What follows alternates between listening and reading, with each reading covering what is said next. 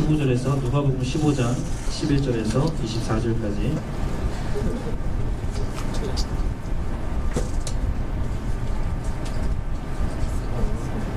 17절까지만 읽을게요.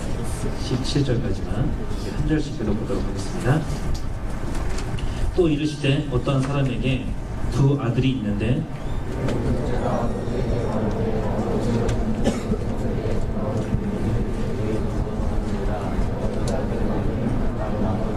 그 후 며칠이 안 되어 둘째 아들이 재물을 다 모아가지고 먼 나라에 가 거기서 호랑방탕하여 그 재산을 낭비하더니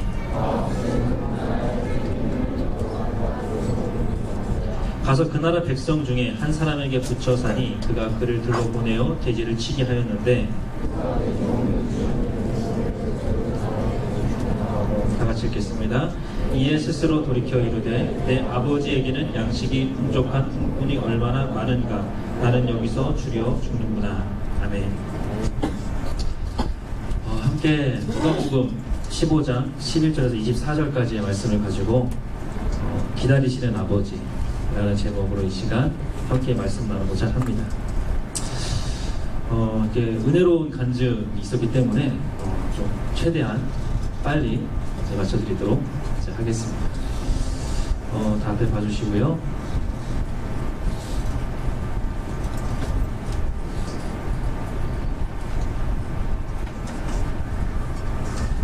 여러분에게 이런 질문을 한번 드려보고 싶어요. 여러분 하나님 살아계신 분 믿으세요? 네. 아멘이십니까? 네, 하나님은 정말 살아계신 분이세요.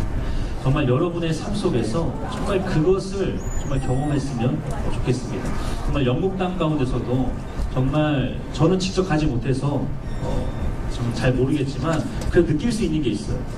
정말 갔다 오신 분들을 보면 알잖아요. 어떤 표정과 말과 어떤 행동들 그런 것들을 보면서 정말 영국 땅 가운데서 하나님께서 정말 역사하셨구나. 좀 하나님 일하셨구나. 좀 하나님께서 그 놀라운 일들을 정말 보여주셨구나. 참 그런 것들을 느낄 수 있었던 것 같아요. 우리 귀한 선생님의 간증을 통해서도 참 많은 것들을 느낄 수 있는 시간이었던 것 같은데요. 정말 무엇보다 정말 여러분의 삶 속에서 그 살아계신 하나님, 정말 영국 땅 가운데서뿐만이 아니라 정말 여러분의 그 삶의 현장, 여러분이 공부하는 그 가운데서도 학교에서도 학원에서도 어떠한 상황 가운데서도 살아계신 그 하나님을 만나고 그 하나님과 동행하며 정말 그분 안에서 영원토록 그 안식을 누리는 삶을 살아가는 저와 여러분이 되었으면 좋겠습니다. 아멘. 지난 세기의 유명한 무신론자 중에 로버트 잉거솔이라는 사람이 있습니다. 여러분에게 나눠드린 그 주보에도 소개되어 있는데요. 한 번은 이 사람이 무신론 강의를 하는 도중에 탁상 시계를 꺼내요. 그리고 탁자 위에 올려놓고 이렇게 이야기를 하는 거예요. 내가 하나님께 5분의 시간을 드리겠습니다. 이 5분 동안 제가 하나님을 저주할 텐데 하나님이 살아계시다면 저를 죽이십시오. 만약에 제가 5분 동안 하나님을 저주하는 가운데 제가 죽는다면 하나님은 살아계신 것이고, 만약에 제가 살아있는다면 하나님은 죽은 것입니다. 하나님은 존재하지 않는 것입니다. 그리고 나서 5분 동안 정말 입에 담기 힘든 저주를 쏟아붓는 거예요. 정말 듣기 힘들 정도의 저주를 퍼붓습니다. 그렇게 시간이 점차 흐르면서 5분이 되었어요. 여러분 어떤 일이 벌어졌을까요? 한번 상상을 해보세요. 하나님 살아계시나요? 믿으세요? 어떤 일이 벌어졌을까요? 이 사람이 죽었을까요? 죽지 않은 거예요. 이 사람이 여전히 살아있는 거예요. 그래서 이 사람이 굉장히 의기가 영향해서 이렇게 이야기하는 거예요. 여러분 보십시오. 하나님께서 존재하지 않으심이 드러났습니다. 제가 이렇게 살아있지 않습니까? 만약에 하나님께서 정말 살아계신 분이라면 제가 이렇게 하나님을 저주했음에도 불구하고 제가 어떻게 살아있을 수 있습니까? 이렇게 이야기를 한 거예요. 너무나 기뻐서 어쩔 줄 몰라 하는 거예요. 이 모습을 보았던 한 신실한 신앙인이 있었습니다. 데오도르 파커라는 사람인데요. 이 사람이 이러한 질문을 했어요. 혹시 당신에게는 아들이 있습니까? 네, 저에게는 아들이 있죠. 만약에 당신의 아들이 당신을 향해서 아버지 절 죽여주세요. 그리고 아버지를 저주한다면 당신은 그 아들을 죽이시겠습니까? 이 잉거솔이라는 사람이 화가 난 거예요. 그래서 이렇게 이야기합니다. 아무리 자식이 저한테 죽여달라고 한다고 할지라도 세상 그 어느 부모가 자기 자식을 죽이겠습니까? 그러자 그 이야기를 들었던 이 데오도르 파커가 이어서 이렇게 충고를 합니다. 그렇습니다. 지금 당신이 없다고 주장하고 있는 그 하나님, 하나님께서 계시지 않기 때문에 당신을 죽이지 않으신 것이 아니라 그런 당신조차도 사랑하셔서 정말 당신을 죽이지 않으신 것입니다 라고 이야기를 했다는 거예요. 그리고 이어서 이렇게 이야기했다는 거예요. 하나님은 하나님을 없다고 주장하는, 하나님을 저주하며 살아가는 그러한 사람들조차도, 그러한 죄인들조차도 당신의 품 안에 돌아오기를 기뻐하시는 사랑과 용서의 아버지가 되십니다. 이런 이야기를 했다는 겁니다. 정말 여러분이 정말 이 하나님을 정말 만났으면 좋겠는데요. 우리가 함께 나누길 원하는 이 누가복음 15장의 탕자의 비유도요, 바로 이런 이야기예요. 정말 죄인 한 사람이 돌아오기를 너무나 사모하시고 너무나 기다리고 계시는 그 아버지, 하나님의 마음을 보여주는 그런 스토리라는 거예요. 함께 나누지는 않았지만 누가복음 15장에는 몇 개의 비유가 등장할까요? 한번 맞춰보세요. 네, 우리 매주 우리 새신자 몇 명 오냐고 물어보잖아요. 네, 몇 개의 비유가 등장할까요? 2개. 네, 3개의 비유가 등장해요. 3절부터 7절까지는 어떤 비유냐면 잃어버린 양을 찾는 목자의 비유. 여러분 잘 아시죠? 100마리 양 중에서 1마리 양이 없어진 거예요. 그래서 그 양을 찾기 위해서 정말 곳곳을 헤매는 그 목자의 심정을 보여주는 그런 비유가 3절에서 7절까지의 비유고요. 두 번째 비유는 잃어버린 드마크마를 찾는 한 여인에 대한 비유입니다. 그리고 오늘 함께 나눈 이 비유는 잃어버렸던 아들을 찾는 아버지에 대한 비유예요. 이 세 가지 비유의 공통점은 뭘까요? 잃었던 것을 찾았다는 거예요.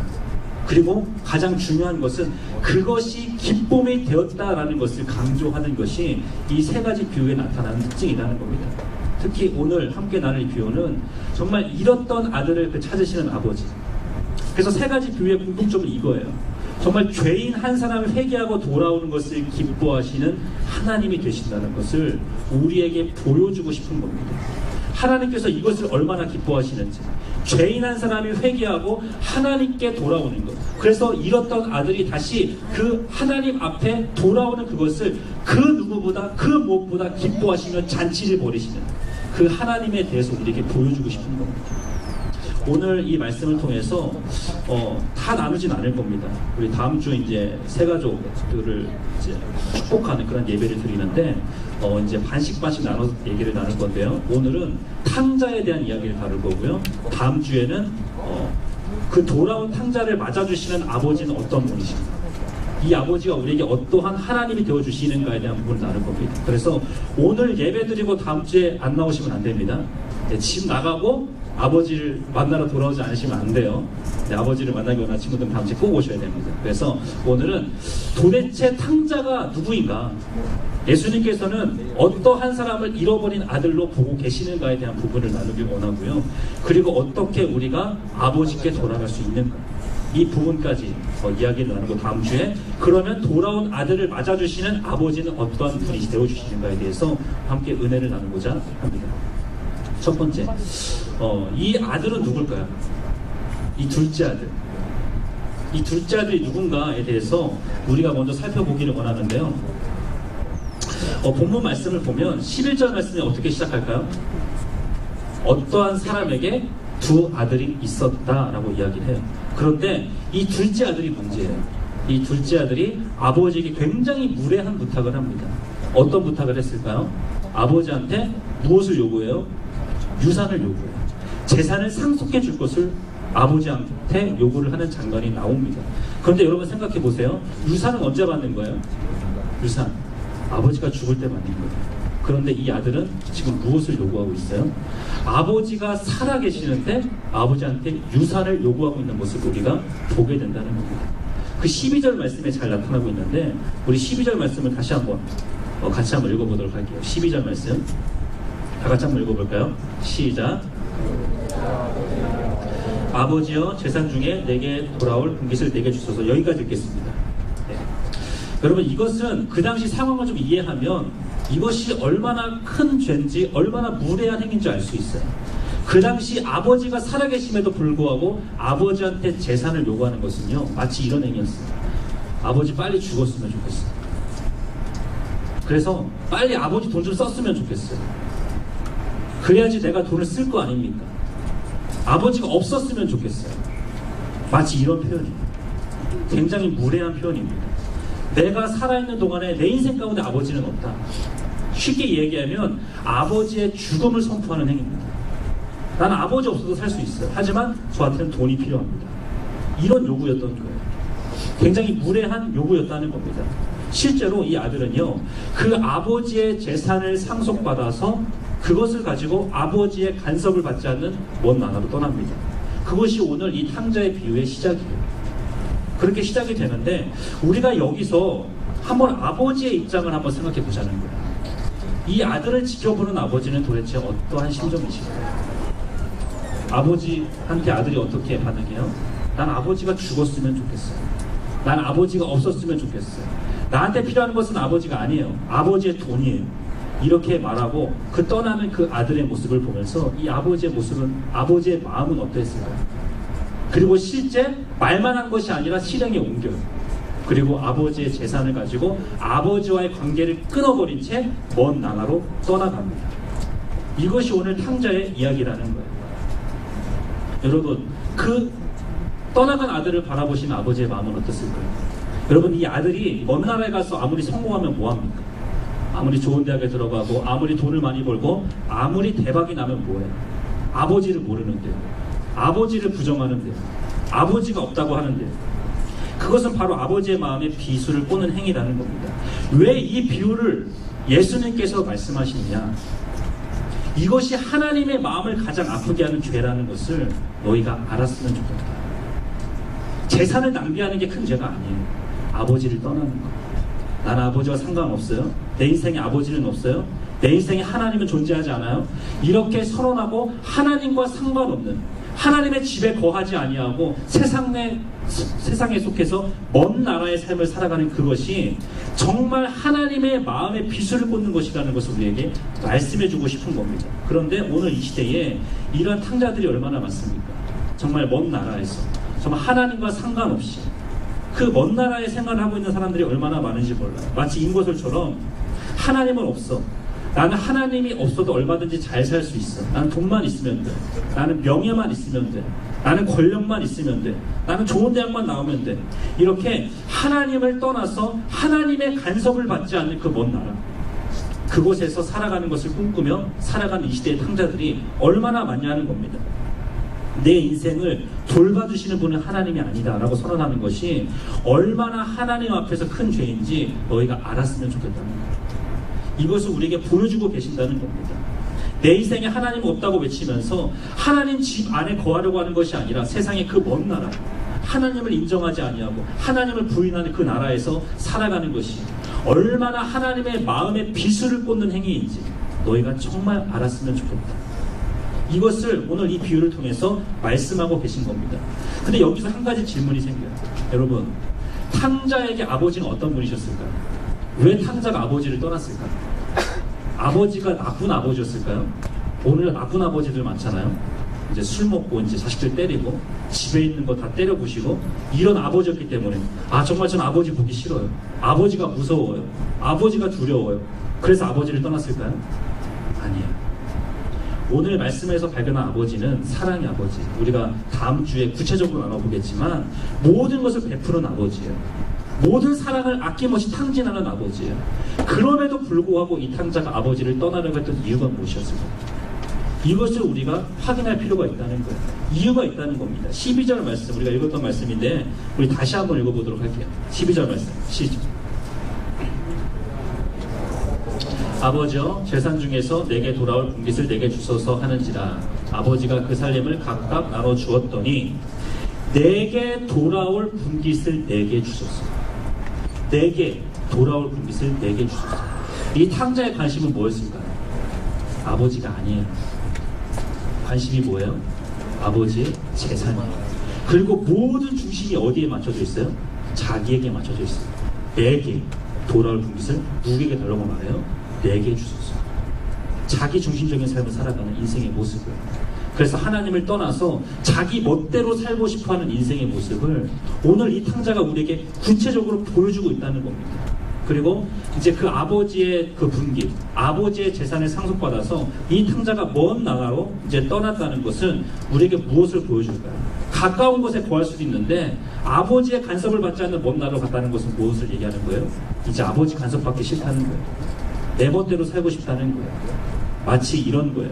정말 내 마음대로 사는 것이 내 인생에 행복을 가져다 줄 것처럼 생각하고 아버지의 간섭을 떠나서 내가 하고 싶은 대로 마음껏 하면서 사는 것이 나에게 참된 꿈과 희망을 줄 것이라는 믿음을 가지고 아버지를 떠난 겁니다. 그래서 먼 나라로 가게 되었다는 그런 이야기예요. 그런데 오늘날 하나님을 떠나 사는 사람들에게도요, 이러한 동일한 가출 심리가 있다는 거예요. 왜 하나님을 떠날까요? 내가 하나님이 되고 싶은 거예요. 하나님을 내 삶의 주인으로 모시는 삶을 살아가는 것이 아니라 내가 하나님이 되어서 내 마음대로 하고 싶은 거예요. 여러분, 아담과 하와가 처음에 선악과를 따먹은 이유가 뭐예요? 왜 선악과를 따먹죠? 뱀이 아담과 하와를 어떻게 유혹해요? 너희가 이것을 따먹으면 너희가 하나님처럼 될 거야. 너희도 마음대로 살 수 있어. 더 이상 아버지의 간섭을 받지 않아도 돼. 바로 여기에 넘어갔던 것이라는 사실입니다. 바로 이런 심리가 있다는 거예요. 그래서 먼 나라로 떠나는 거예요. 나는 하나님의 간섭이 없는 곳에 살고 싶다는 거예요. 나는 내 마음대로 살 수 있는 나라. 나는 예수 믿으라고 귀찮게 쫓아오지 않는 그 나라. 정말 그 나라에서 살고 싶은 그 마음 때문에 하나님과 점점 더 멀어지는 그 먼 나라로 떠나는 인생을 살아가는 사람들의 이야기가 오늘 이 시대를 살아가는 탕자들의 이야기라는 거예요. 여러분 이 자리에 앉아있지만 여러분의 마음은 어디에 계신가요? 하나님과 멀어지진 않으셨나요? 아버지 집에 와 있지만 여러분의 마음은 이 안에 있는 것이 아니라 먼 나라에 있진 않으세요? 하나님이 계시잖아요. 세상의 즐거움과 쾌락과 즐거움을 줄 수 있는 그곳에 여러분의 마음이 있다면 여러분도 동일하게 영적인 가출 중이라는 사실을 여러분 기억할 수 있어야 됩니다. 하나님을 떠나서 먼 나라의 생활을 하고 있지는 않은지 우리가 이 시간 점검해 볼 필요가 있다는 거예요. 제가 예전에 희망 고문에 대한 이야기를 드린 적이 있는데요. 여러분 희망 고문 어떨 때 사용하는 표현이에요? 이제 가수 박진영 씨가 처음 이 표현을 사용했는데 어떨 때 사용하는 표현이죠? 뭐 예를 들면 이런 거예요. 이제 술에 취해서 좋아하지 않는데도 이제 괜히 전화해서 보고 싶어서 전화를 한다든지 정말 보고 싶어서 목소리 듣고 싶어서 전화했어 이렇게 이야기를 한다든지 또 사귈 의향이 전혀 없어요. 그런데 데이트를 한다든지 그래서 괜한 희망을 슬쩍 품게 만들고 나중에 가서 상처를 줄 때 그것을 희망 고문이라고 이야기해요. 제가 왜 이야기를 드릴까요? 오늘 말씀 가운데 탕자가 붙잡았던 것이 바로 그것이라는 거예요. 여러분 탕자가 왜 먼 나라로 떠났을까요? 아버지만 떠나면 행복할 줄 알았던 거예요. 사단은 이것을 가지고 유혹해요. 너 왜 바보같이 하나님이냐는 거예요. 하나님 떠나면 얼마나 많이 즐길 수 있는데 하나님만 떠나면 세상에 얼마나 즐거운 것들이 많은데 왜 바보같이 거기 묶여있냐는 거예요. 너도 떠날 수 있다는 거예요. 너도 하나님 없이도 돈만 있으면 가진 것만 있으면 얼마든지 잘 살 수 있다는 거예요. 여러분 이거 아니에요? 근데 우리가 바라봐야 되고 주목해야 될 것은 탕자가 이러한 꿈을 안고 떠났지만 그것이 그에게 희망의 장소가 아니었다는 겁니다. 먼 나라는 그에게 꿈을 안겨다 줄 것 같았지만 희망을 이루어주고 꿈을 이루는 장소가 되었던 것이 아니라 희망 고문의 장소가 되었다는 거예요. 그가 그것을 붙잡았을수록 의지했을수록 그에게 더 큰 고문이 되어서 돌아왔다는 것을 우리가 오늘 이야기 속에서 발견하게 된다는 겁니다. 그래서 하나님께서 우리에게 깨닫기 원하시는 거예요. 너희가 하나님을 떠난 그 자리가 너희에게 소망을 이루어줄 것 같고 너희의 꿈을 이루어줄 것 같지만 그 자리는 결코 희망의 자리가 될 수 없다는 거예요. 그 자리가 결코 너희의 꿈을 이루어주고 정말 너희 인생의 대박을 실현시켜주는 자리가 될 수 없다는 거예요. 반드시 언젠가 희망 고문의 자리가 되어서 너희가 그것을 붙잡았던 만큼 의지했던 만큼 너희가 더 큰 그런 고통 가운데 놓이게 될 것이라는 것을 사전에 막기 위해서 이러한 사건들을 통해서 이러한 비유를 통해서 우리에게 말씀해주고 계신다는 겁니다. 여러분 어떠한 삶을 살고 계십니까? 여전히 먼 나라의 그런 드림을 가지고 계시지 않으세요? 내가 좋은 대개만, 내가 좋은 직장만, 그리고 내가 좋은 배우자만 만나면 내 인생 대박 날 거야. 내 인생 달라질 거야. 내가 지금은 이렇게 살지만 내가 하나님을 떠나서 정말 세상이 말하는 그 성공, 세상의 스펙을 쌓기만 하면 나는 남들과 다른 인생을 살 거야. 그 희망 고문의 장소에서 그 희망을 붙잡고 살아가고 있는 삶을 여러분 꿈꾸며 살고 있지 않냐는 거예요. 저는 여러분들에게 도전드리고 싶은 거예요. 여러분 이 세상에는 소망이 없습니다. 이 세상에 여러분의 꿈을 이루어지는 게 아니에요. 하나님을 떠나서 우리가 무엇인가 잘할 수 있을 것 같고 하나님 없이도 잘 살 수 있을 것 같은데 결국에 우리 인생에 공허함만 남게 되고요. 결국 쓸쓸한 인생이 될 수밖에 없다는 것을 이 탕자의 비유를 통해서 말씀해 주고 계십니다. 그래서 너희에게 정말 희망을 주는 장소는 먼 나라가 아니라 바로 아버지의 집이다. 그래서 너희가 돌아오길 원한다라고 말씀하고 계십니다. 너희에게 희망을 줄 수 없는 곳에 희망을 품고 살아가는 것이 아니라 이제 내가 너를 위해서 풍성한 잔치를 마련한 이 집으로 돌아와. 정말 네가 돌아왔으면 좋겠다. 이렇게 말씀해주고 계신다는 겁니다. 그렇다면 우리가 두 번째 생각해 볼 것은요. 이제 오늘 말씀의 결론인데요. 탕자가 어떻게 아버지께 돌아가게 되었을까? 탕자가 처음에는 아버지를 떠났잖아요. 정말 나름대로 아버지를 떠난 그 꿈을 안고 먼 나라로 떠났어요. 근데 먼 나라에서 다시 아버지한테 돌아올 결심을 합니다. 그 계기가 무엇이었을까요? 이 계기가 동일하게 여러분에게 이 시간 주어졌으면 좋겠는데 그 계기가 무엇이었을까요? 탕자가 깨달은 거예요. 내가 정말 하나님 없이도 아버지 없이도 잘 살 수 있을 것이 생각하고 지금 이곳에 왔는데 남겨진 게 없는 거예요. 내가 얻는 게 없는 거예요. 나에게 희망을 준 것이 아니라 나에게 고문을 주는 이 세상의 현실을 보면서 아 정말 내가 있을 곳이 아니구나. 그것을 그때서야 깨달았다는 거예요. 그 먼 나라가 희망의 장소가 아니라 희망 고문의 장소였다는 것을 비로소 그때 깨닫게 되었다는 겁니다. 그리고 무엇을 깨달아요? 모든 것을 낭비하고 난 이후에야 모든 것을 허비하고 난 이후에야 내가 아버지를 떠나서 살 수 없는 존재구나. 이제 그것을 깨닫게 되었다는 거예요.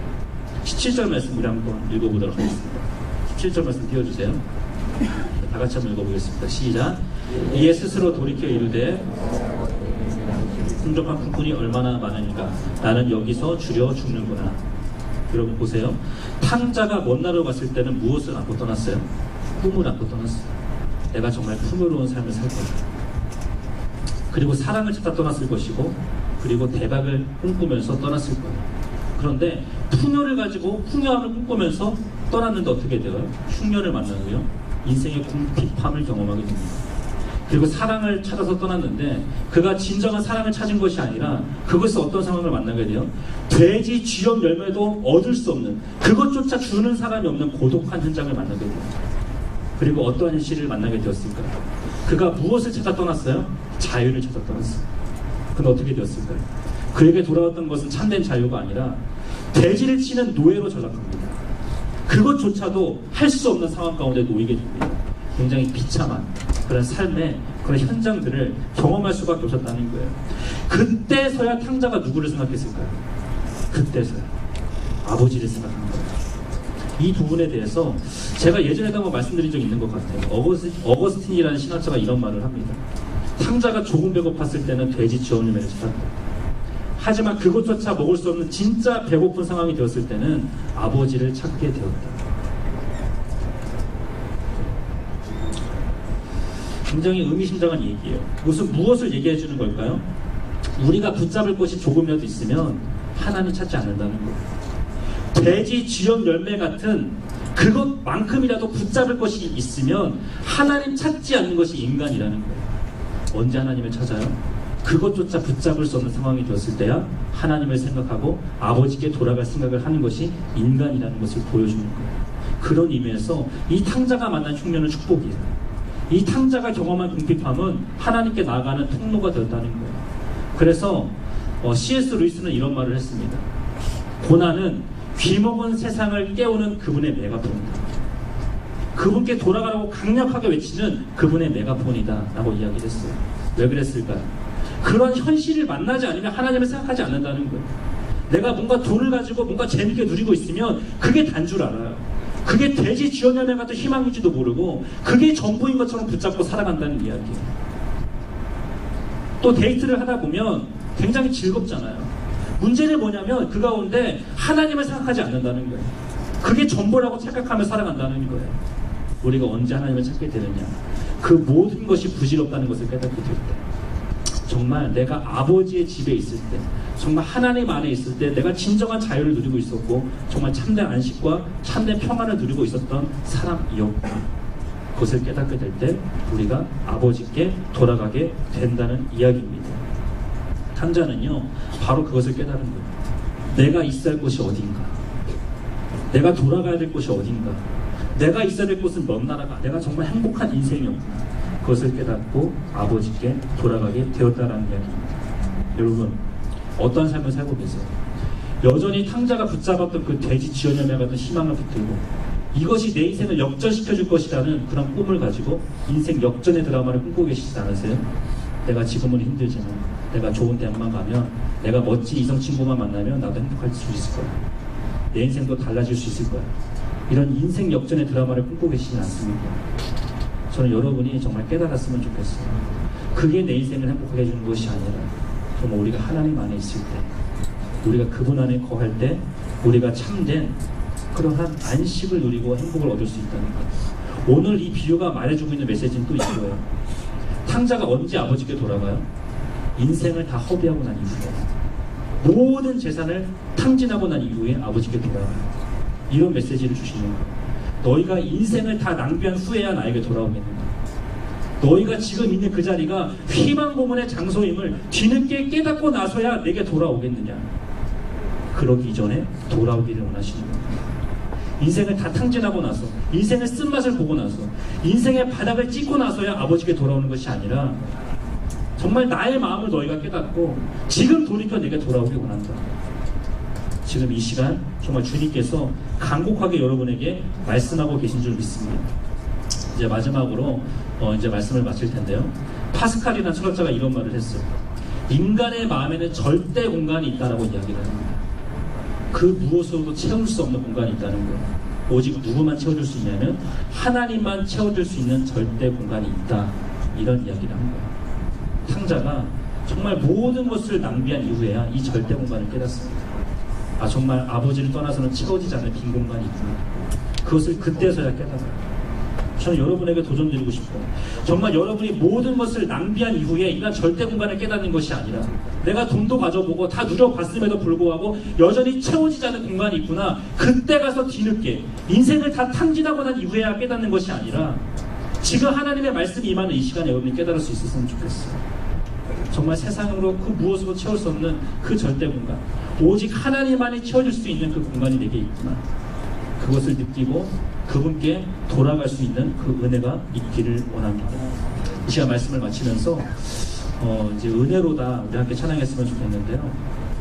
여러분, 정말 그게 은혜라는 것을 우리가 느꼈으면 좋겠어요. 우리가 어떠한 성공 가운데 거하는 것이 은혜가 아니라 우리가 원하는 그 먼 나라에서, 하나님이 계시지 않는 먼 나라에서 우리가 성공하고 많은 돈을 벌고 대박이 나는 그것이 은혜가 아니라 주와 함께 거하는 그것이, 아버지 집에서 주님과 함께 동행하는 그것이 정말 은혜라는 것을 이 시간 고백했으면 좋겠습니다. 하나님, 내가 먼 나라를 사모하지 않게 하여 주시고 세상의 헛된 영광을 사모하지 않게 하여 주시고, 내가 오늘 이 시간 아버지를 만나기 원합니다.